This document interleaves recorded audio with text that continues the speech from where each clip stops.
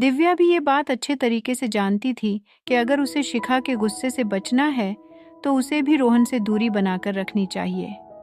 अगर उसने ऐसा नहीं किया तो शिखा उसका इस कॉलेज में रहना मुश्किल कर देगी। ये सब सोचकर दिव्या भी ध्वनि के पीछे पीछे क्लास में जाने के लिए चल पड़ी थी। जल्दी ही दोनों अपनी फैशन डिजाइनिंग क्लास में आ गई थी। दोनों इस बात से बेखबर थी कि अपने पीछे वो जिस रोहन को छोड़ आई थी, उस रोहन की नज़र उनको अब भी फॉलो करे जा रही थी। रोहन के बचपन के दोस्त अभिनव ने पीछे से उसके कंधे पर हाथ रखा और पूछा, डू यू लाइक हियर?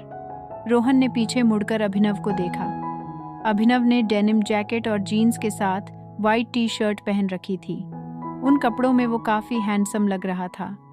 अभिनव के पापा एक डायमंड मर्चेंट थे। अपने इस स्टेट्स की वजह से वो भी काफ़ी अमीर लोगों की कैटेगरी में आता था। रोहन ने अभिनव को ईमानदारी से जवाब देना ही ठीक समझा। रोहन की नज़र अब भी ध्वनि की क्लास की डायरेक्शन में थी।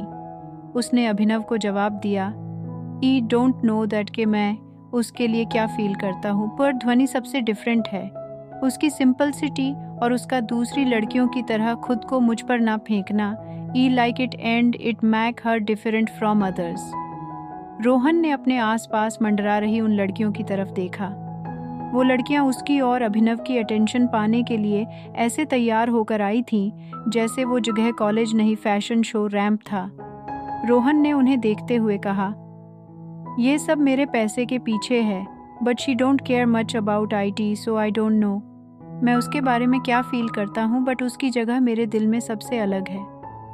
रोहन के दिल में जो था वो उसने सच सच बता दिया। अभिनव ने इस बात पर ज्यादा कुछ नहीं कहा। उसने अपना सर हिलाकर कहा, ठीक है, अब चल, क्लास का टाइम हो गया है। वो दोनों भी क्लास की ओर बढ़ चले। दोपहर का समय। दिल्ली का सबसे पॉश इलाके अबीर मल्होत्रा के मैंशन में उस शांत माहौल की चुप्पी तोड़ते हुए अबीर मल्होत्रा ने एक और फाइल साइड में गुस्से से फेंक दी। अपने सामने खड़ी 30 साल की औरत पर चिल्लाया, गेट आउट। वो औरत पहले ही काफी डरी हुई थी, अब तो वो घबराकर रोने लगी थी। उस औरत ने अबीर मल्होत्रा के प्यारे बेटे अरमान के फेवरेट टेडी बियर पर गलती से पैर रख दिया था। इस बात की वजह से अबीर के करीब 1.5 साल के बेटे ने सुबह से पूरा घर सर पर उठा रखा था। वो उस बेबी सिटर को घर से निकालने की जिद कर रहा था। भले ही अरमान ने वो खिलौना जानबूझकर ऐसे रखा कि वो उस औरत के पैर के नीचे जैसे तैसे आ ही जाए। ये उसकी ट्रिक्स में से एक था बेबी सिटर को भगाने के लिए। वो जानता था कि इस घर में उसे कोई नहीं डांट सकता, इसलिए वो बच्चा बहुत ही जिद्दी और बदतमीज बन चुका था।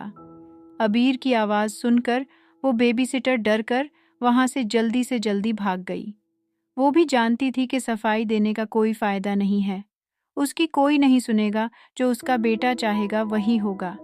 रघु काका ने सब कुछ देखकर दुखी मन से कहा, सर, ये ऑन्टी नाइस नंबर की बेबी सिस्टर थी। बाबा ने सबको भगा दिया है। बच्चा है ना, एक बेबी सिटर तो उसकी माँ की कमी पूरी नहीं कर सकती। वो हर दिन अपनी माँ के को याद करके बिन आंसुओं के रोता रहता है और सबको इस उम्मीद में भगा देता है कि एक दिन आप हार कर उसकी माँ को ले आओ। अबीर का दिल भी इस बात से दुखता था, पर वो क्या करे, वो खुद नहीं जानता था।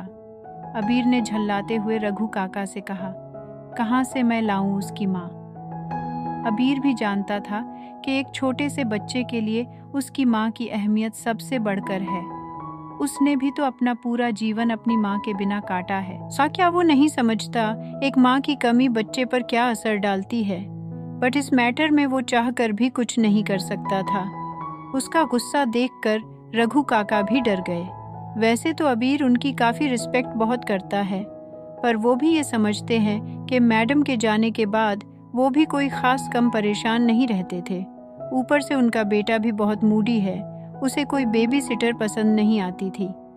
1 वीक से ज़्यादा वो किसी को भी टिकने ही नहीं देता था। हर रोज़ कोई ना कोई बहाना करके वो सारी बेबी सिटर्स को निकलवा देता था। उस बच्चे को खुश करना और उससे कम्युनिकेट करना तो अब बस इम्पॉसिबल ही लगता था। वो बच्चा तो अबीर को भी भाव नहीं देता था, उनकी तो क्या ही औकात थी। अबीर और उसके बेटे का रिश्ता भी कुछ खास अच्छा नहीं था। आज उसकी पत्नी साथ नहीं है तो उसका सबसे बड़ा कारण भी उसका बेटा ही था। अबीर मात्र 24 साल का है, पर इतनी सी उम्र में जिंदगी के इतने थपेड़े खाकर वो बहुत मैच्योर हो गया था। वो अपनी 22 साल की उम्र में की गई उसकी सबसे बड़ी बेवकूफ़ी के बारे में सोचकर हमेशा पछताता रहता है। उसकी पत्नी रेवा एक टॉप की मॉडल थी। वो इतनी फेमस उनकी शादी के बाद ही हुई थी।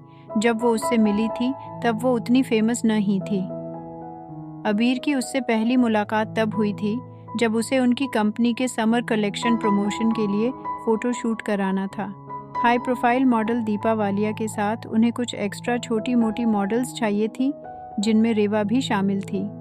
वो शूट एक बीच पर होना था जहां पर सब लड़कियों ने 1 पीस और 2 पीस कपड़े डाले हुए थे।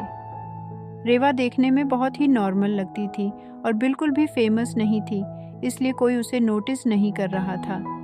उधर दूसरी तरफ दीपा वालिया को सब इतना भाव दे रहे थे। रेवा की आंखों में झलकती जलन साफ देखी जा सकती थी। उसने एक ब्लैक कलर की 2 पीस बिकनी पहनी हुई थी। वो जानबूझकर बड़े बड़े लोगों का ध्यान अपनी ओर अट्रैक्ट करने की कोशिश कर रही थी। वो एक कोने में एक स्टूल पर बैठी हुई थी। उसकी आंखें दीपा पर थीं और वो दीपा को खा जाने वाली नज़रों से देख कर रही थी। वो ये सोच रही थी कि एक दिन वो भी उस दीपा वालिया की जगह होगी, चाहे उसे कुछ भी करना पड़े। वो ये सब सोच ही रही थी कि तभी उसकी नज़र वहाँ पर अभी अभी आई एक लेटेस्ट मॉडल ब्लैक फरारी गाड़ी पर पड़ी। वो गाड़ी बहुत ही ज़्यादा शानदार थी। उसने देखा वहाँ पर मौजूद बहुत सारे बड़े बड़े लोग उस गाड़ी को देखते ही उस तरफ गए। उस गाड़ी वाले आदमी को रिसीव के लिए उस तरफ जा रहे हैं। रेवा भी एक्साइटमेंट में ये देखने के लिए खड़ी हो गई कि आखिर ये इंसान कौन है, ये कितना पावरफुल है जो सब लोग उसकी इतनी इज्जत कर रहे हैं। उसने देखा पहले गाड़ी में से एक बॉडीगार्ड बाहर निकला। फिर उस बॉडीगार्ड ने उस आदमी के लिए इज्जत से सर झुकाकर दरवाज़ा खोला। रेवा ने देखा इतनी देर से सबको एटीट्यूड दिखाकर इग्नोर कर रही दीपा वालिया भी उस गाड़ी की तरफ एक्साइटेड होकर भाग कर गई। इस बात को देखकर तो रेवा और ज़्यादा बेचैन हो गई। तभी उस गाड़ी में से पहले एक एक पाँव बाहर आया। रेवा ने देखा उस आदमी ने बहुत ही महंगे ब्रांड के जूते पहने थे, जिन्हें बहुत सारे लोग सिर्फ खरीदने का सपना देखते हैं। फिर उस आदमी ने गाड़ी के गेट को हाथ से पकड़ा। रेवा ने देखा उस आदमी ने एक डायमंड वाली कीमती घड़ी पहनी है, जिसने सबकी नज़रों को चूंधिया दिया। रेवा भी भीड़ में सबके पीछे चलते हुए उसे देख रही थी। फिर वो आदमी पूरी तरह से सबके सामने गाड़ी से निकल कर आ गया। वो आदमी इतना हैंडसम था कि उसे देखकर सबकी सांसें रुक सी गई। वो मात्र 21-22 साल का वह लड़का, जिसका रूप कमाल का था। 5 feet 10 inch height, muscular body, शहद सा रंग, काले सुंदर तरीके से कटे हुए बाल, उसके लाल होंठ और एकदम कमाल की जॉ लाइन, ये सब किसी का भी दिल चुराने के लिए काफ़ी था। उसने चेहरे पर हल्की हल्की शेव रखी हुई थी, जो उसे काफ़ी मर्दाना बना रही थी। उस लड़के ने ब्लैक कलर के शेड्स पहने हुए थे, जो उस पर कमाल ढा रहे थे। उसके चेहरे पर कोई ख़ास भाव नहीं थे और वो काफ़ी शांत था। उसका ब्लैक सूट उसके ऑरा को और भी डोमिनेटिंग बना रहा था। हाय, कितना हैंडसम है, लड़कियां आपस में बात कर रही थीं। बहुत सारी लड़कियां उसे देखकर आहें भर रही थीं। जल्द ही अपने आसपास हो रही लोगों की खुसर पुसर से रेवा को ये पता चल गया कि वो मल्होत्रा सी कंपनी का होने वाला सीईओ अबीर मल्होत्रा है। रेवा की आंखें चमकने लगी। इतना हैंडसम आदमी अगर उसके साथ हुआ तो हर लड़की उससे जलन महसूस करेगी। अबीर की पावर से फिर उसे कोई भी टॉप मॉडल बनने से नहीं रोक सकता है। आदमियों की फितरत को वो अच्छी तरह जानती थी। उसे लगा कि वो उसे आराम से सिड्यूस कर लेगी। इस उम्र के लड़के वैसे भी बड़े दिल फेंक होते हैं। वो ये सब सोच ही रही थी कि तभी उसने कुछ ऐसा देखा जिसे देखकर रेवा को बहुत हैरानी हुई। उस लड़के ने रेवा को तो क्या, उसके आगे पीछे घूम रही सुपर मॉडल दीपा वालिया को भी कोई भाव नहीं दिया। उसने बस शूट की प्रोग्रेस चेक की और बिना किसी से कुछ कहे सीधा वहां से चला गया। वो आदमी काफ़ी घमंडी और अलग है। रेवा को ये बात समझ में आ गई थी, पर फिर भी उसने अपना लक ट्राई करने का फैसला किया। उसने अबीर का पीछा करना शुरू कर दिया, मगर अबीर ने उसे कोई ख़ास भाव नहीं दिया। रेवा तो किसी भी तरह खुद को उसकी नज़रों में लाना चाहती थी और उसने इसके लिए कोई कसर भी नहीं छोड़ी थी। वो घंटों घंटों उसके ऑफिस के बाहर उससे मिलने के लिए वेट करती थी। उसके घर के बाहर भी काफ़ी देर तक खड़ी रहती थी। वो बस उसकी नज़रों में आना चाहती थी। अबीर के गार्ड्स किसी को भी अबीर के पास नहीं आने देते थे, तो वो दूर से ही उसे देखा करती थी। वो अबीर को सिड्यूस करने के काफ़ी तरीके अपना चुकी थी, पर सब फेल हो चुका था। बट वो उसे जाने देने को तैयार नहीं थी। वो उसकी सफलता की सीढ़ी था। ऐसे कैसे वो हार मान लेती? अबीर ने कभी उस पर ध्यान नहीं दिया। ऐसी बहुत सी लड़कियों से वो रोज मिलता है जो खुद को उस पर फेंकने को तैयार रहती है, तो वो उस पर ध्यान क्यों देता? रेवा ने हार मानकर दूसरा तरीका अपनाया और अबीर के बारे में इन्वेस्टिगेशन करना स्टार्ट कर दिया। जल्दी ही उसे पता चल गया कि अबीर बाहर से जितना पावरफुल था, अंदर से उतना ही अकेला था। ये बात ज्यादा लोग नहीं जानते थे। उसके पिता उसकी माँ से बहुत प्यार करते थे, पर जब अबीर मात्र 2 साल का था तो एक कार एक्सीडेंटी में उसकी माँ की मौत हो गई थी। उसकी माँ की मौत के साथ ही उसके पिता की भी सारी फीलिंग्स मर गई थी। उन्होंने उसकी माँ की यादों को भुलाने के लिए खुद को काम में झोंक लिया, पर इन सब में वो अबीर को भी पूरी तरह से भूल गया था। अबीर बिल्कुल अकेला पड़ गया था। फैमिली के नाम पर उसकी दादी ही थी। वो दादी से बहुत प्यार करता था और उनकी कोई भी बात नहीं टालता था। अबीर का ख्याल रखने के लिए उसके पिता ने दूसरी शादी कर ली थी, पर जैसा चाहा वैसा हुआ नहीं। अबीर की सौतेली माँ अबीर को बिल्कुल भी पसंद नहीं करती थी और सिर्फ उसे मारती या उस पर चिल्लाती रहती थी। अबीर ने जिंदगी में बहुत दुख झेले थे। उसकी सौतेली माँ ने एक ही साल में एक बच्चा पैदा कर दिया ताकि उसकी जगह पक्की हो जाए। इस घर में भी और घर की जायदाद में भी, और काफी हद तक ऐसा हुआ भी था। उसके पिता उसकी सौतेली माँ पर काफी मेहरबान थे। उन्होंने कुछ शेयर्स उसके नाम कर भी दिए थे। अबीर ने खुद को बहुत समझदार और पढ़ने में काफी होशियार साबित कर दिया और पासा पलट गया। इससे अबीर के ही आगे बसीनेस संभालने के चांसेस ज्यादा बढ़ गए थे। उसने अपनी काबिलियत से सब हासिल कर लिया था, इसलिए भी उसकी सौतेली माँ उसे ज्यादा पसंद नहीं करती थी। उसका बचपन भी बहुत दुहक में बिता था। अब वह बहुत अकेला था और किसी पर भरोसा नहीं करता था। उसका कोई दोस्त नहीं था जिससे वो अपना दुख साझा कर पाए।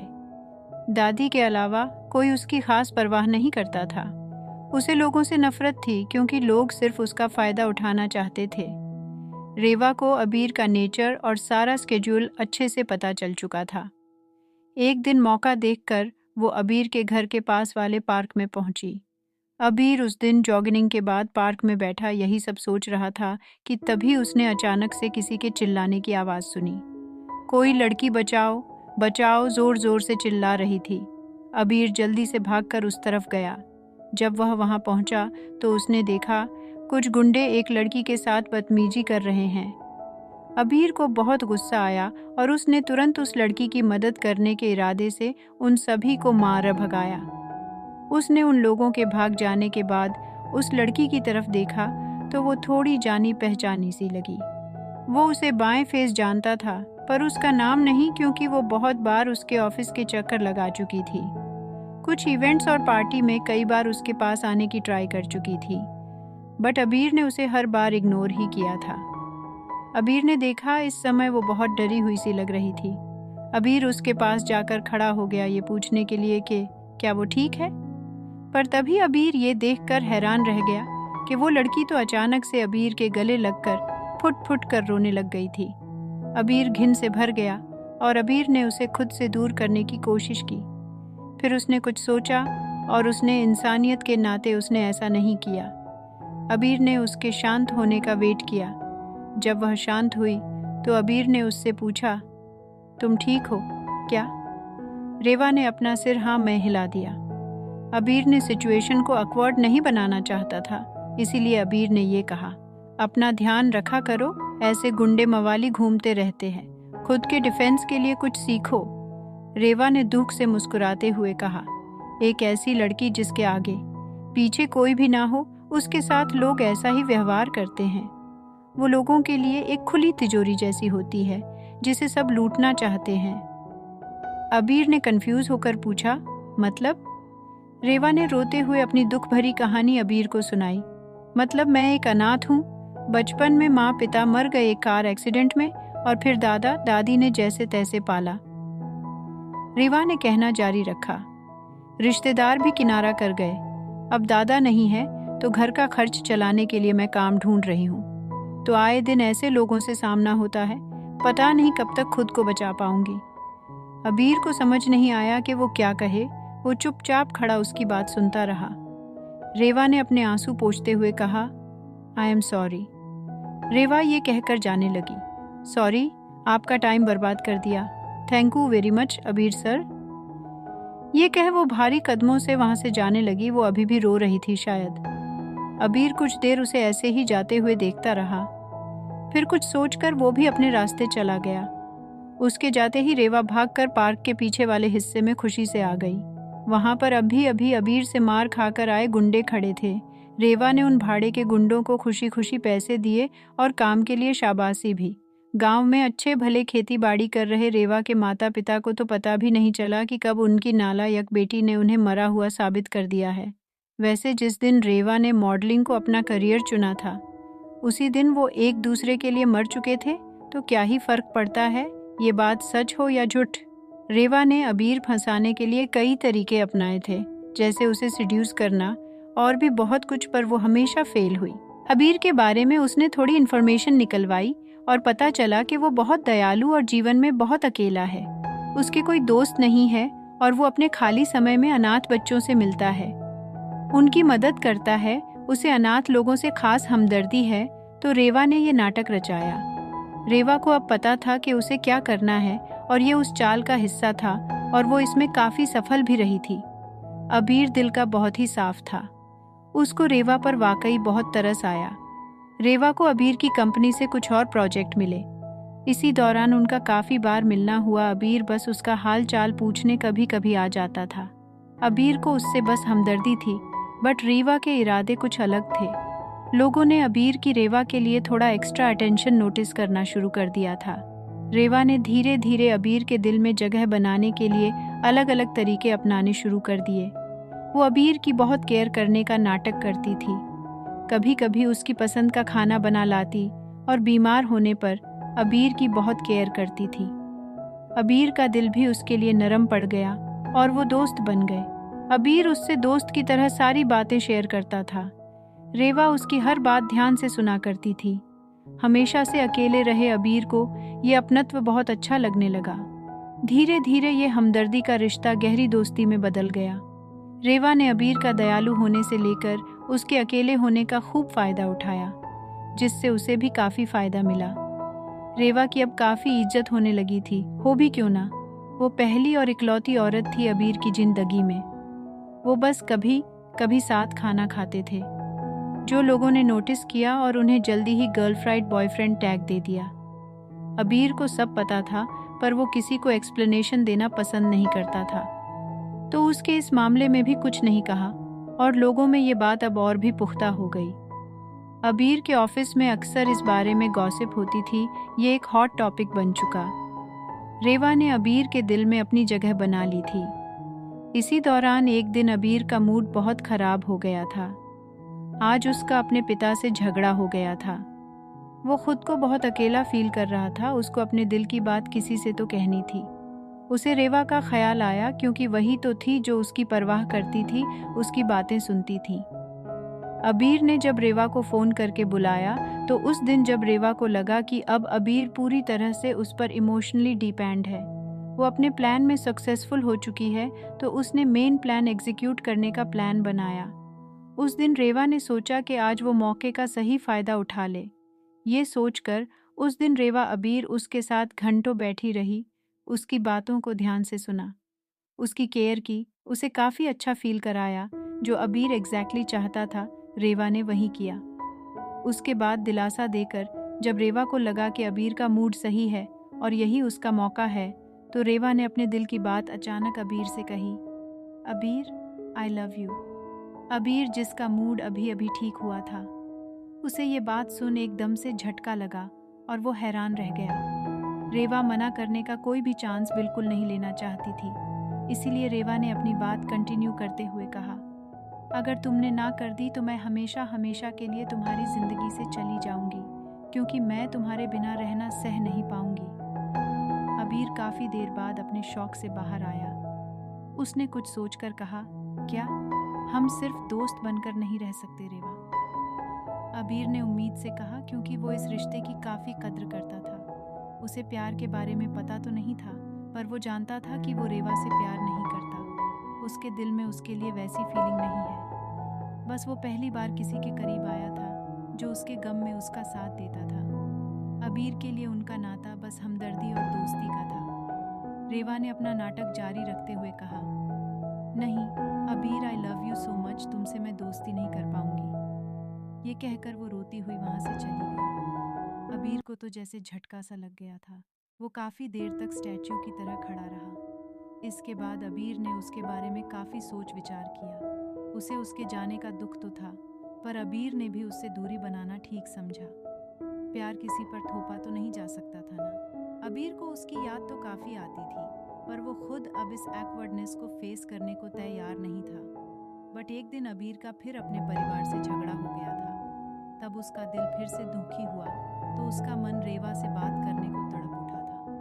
वो अपना दुख बांट कर बस अपना मन हल्का करना चाहता था। जो इंसान जो उसके गम को बांटे वो सिर्फ रेवा थी। बट रेवा ने उसे मिलने से साफ मना कर दिया, जिससे अबीर को बहुत दुख हुआ। अबीर का दिल अकेलेपन से दुखने लगा।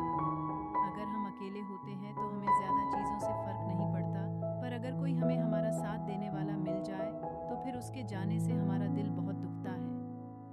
कुछ ऐसा ही अबीर के साथ हुआ। अबीर ने इस बारे में काफ़ी सोचा। रेवा उसके लिए फॉर श्योर स्पेशल तो थी, जो उसकी केयर करती थी और उसका दुख में भी साथ देती थी। एक इंसान को और क्या चाहिए, और रही प्यार की बात तो वो एक दिन हो ही जाएगा। वो हमेशा अकेला तो नहीं रह सकता ना। सारी रात इन्हीं विचारों में निकल गई। फिर अगली सुबह अबीर ने काफी सोच विचार किया। फिर भारी मन से अबीर ने रेवा को रिश्ते के लिए हाँ करने की सोची। क्या एक हो जाएंगे रेवा और अबीर? जानने के लिए संटे